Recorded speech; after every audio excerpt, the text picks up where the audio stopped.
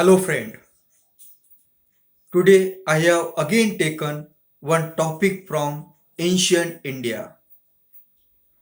The name of the topic is Impact of Islam on the Origin of Bhakti Movement of South India. The Bhakti movement of South India started in 8th century AD. When we consider the origin of these movements, we find that they were based on old religious ideas which the changing social and political condition helped to revive.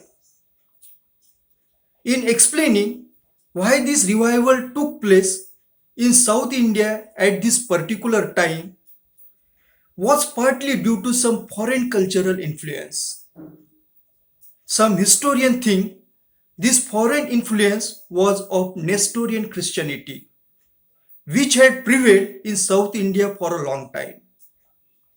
But Dr. Tarachan, in his valuable work, The Influence of Islam on Indian Culture, has proved that these Bhakti movements were inspired by the impact of Islam. The contact of Muslim Arab with South India had already begun in latter part of 7th century AD. The trade relation between Arabia and South India had already begun in the latter part of 7th century AD. The trade relation between Arabia and South India had existed for many centuries before the emergence of Islam.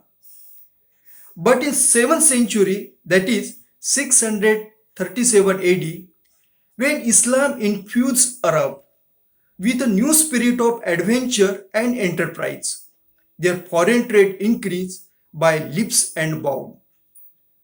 The conquest of Iran gave Arab the monopoly of Indo-Iranian maritime trade.